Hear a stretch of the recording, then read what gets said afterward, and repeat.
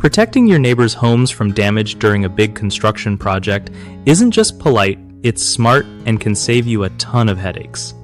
So, before you start any noisy or heavy work, let your neighbors know what's coming. Like send them a quick heads up or even chat face to face if you can.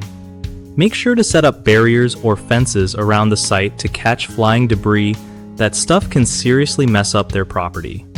If your project involves heavy machinery, try scheduling the loudest tasks during regular hours, not super early or late. Using vibration monitors can help keep tabs on how much shaking your work causes so you don't accidentally crack a wall next door. Also, clean up the area daily to avoid trash or leftover materials blowing into their yards. If you've got a plan for emergencies or unexpected damage, share it with your neighbors so they know you're on it. And don't forget to check local rules about construction noise and safety to keep everything above board.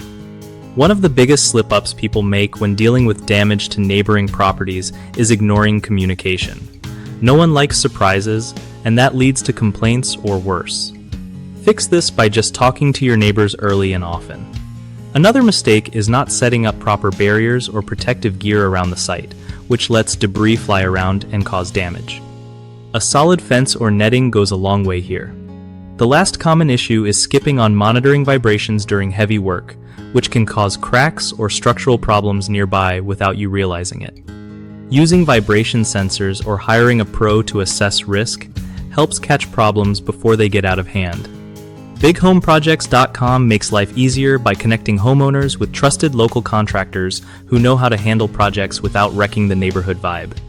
Contractors get matched with real jobs from people in their area, so everyone wins and the work gets done right.